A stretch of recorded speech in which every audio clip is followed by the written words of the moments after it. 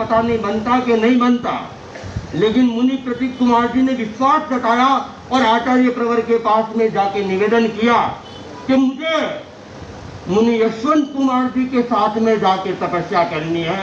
तो ये एक तरह से इनका जो विश्वास था, मैं इस विश्वास के प्रति भी हमेशा आभारी रहूंगा।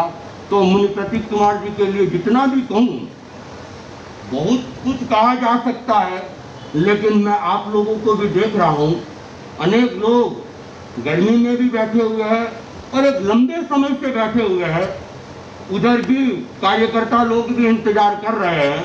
तो मैं ज़्यादा नहीं कहूँगा और इनकी अनुमोदना में जितना जितना कहा जाए, जितनी जितनी अनुमोदना की जाए उतनी कम है। और मैं इनके प्रति मंगल कामना करता हूँ कि इन्होंने अभी भी जो लक्ष्य बना रखा है, जो संकल्प कर रखा है, ये उस संकल्प में आगे बढ़े, संकल्प को पूरा करे।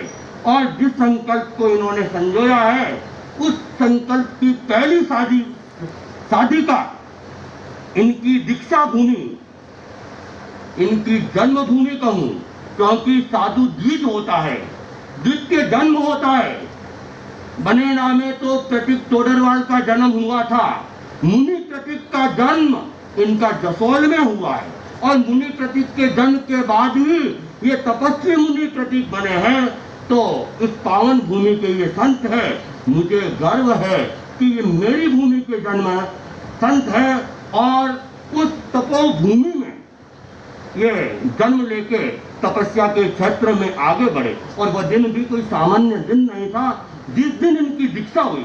हालांकि दीक्षा हमेशा अधिकतर शुभ मुहूर्त में ही होती है, लेकिन इनकी दीक्षा हुई उस मुहूर्त में दो घटनाएं मेरे सामने मुख्य दिख रही है। एक घटना तो आप देख ही रहे हैं कि छोटी सी उम्र में, दीक्षा के मात्र 10 वर्ष की उम्र में महासर्वतोभद्र तक कर रहे हैं। तो दूसरा एक और इतिहास है इनके सह दीक्षित का, साध्वी वरिया संबुद्ध यशादी इनके सह दीक्षित है और उस मुहूर्त में दीक्षा ली थी और उनका जो विकास हुआ है वह भी तेरापन धर्म संघ में एक सामान्य विकास नहीं है। तो हम मान सकते हैं कि वह दिव्य भूमि और वह दिव्य मुहूर्त अपने आप में कोई विशेष रहा था और उस विशेष मुहूर्त में इनकी दीक्षा हुई। तो आज ये पूरे मेवाड़ का नाम आगे कर रहे हैं और मेवाड़ और पूरे धर्म संघ को देश में और विदेश में चमका रहे हैं। ये ऐसे ही आगे बढ़ते रहे और धर्म संघ के चार चांद में अपनी भूमिका अदा करते रहे। इन्हीं मंगल भावनाओं के साथ ओम अर्हम।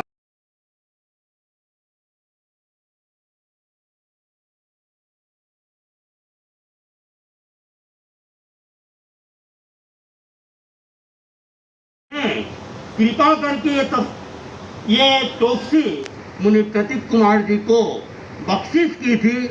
आज उसी टोपसी के अंदर हम इसका व्रत निपटाया है और मैं पारने की ये सामग्री इनको दे रहा हूँ। अभी तक इन्होंने कुछ खाया नहीं है, कुछ पिया भी नहीं है।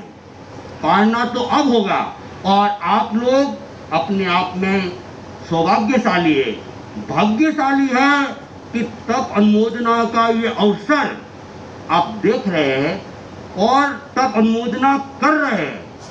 तो आप लोग वैसे तो हाथों में मुंह में तो ज्योति चरण, और मैं ये आचार्य श्री महाश्रमण जी जो कि मेरे दीक्षा प्रदाता है और मैं भी अपने आप में भाग्यशाली हूँ और आचार्य महाप्रज्ञ जी की कृपा मानता हूँ कि उन्होंने बहुत बड़ी कृपा करके मुझे एक इतिहास में अमर कर दिया और युवाचार्य महाश्रमण जी के हाथों से मुझे सर्वप्रथम दीक्षा दिलाने का एक अवसर प्रदान किया।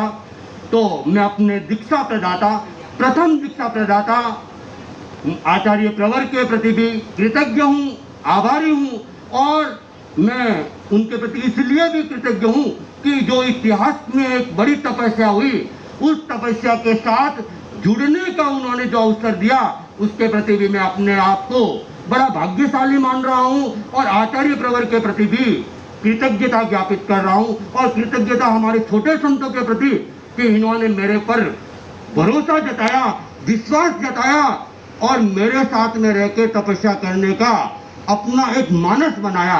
तो मैं इनके प्रति भी आभारी हूँ। ओम अरहम। अब आप कृपा कराओ मेरा हाथ। आज मैं धन्य हो गया। मेरे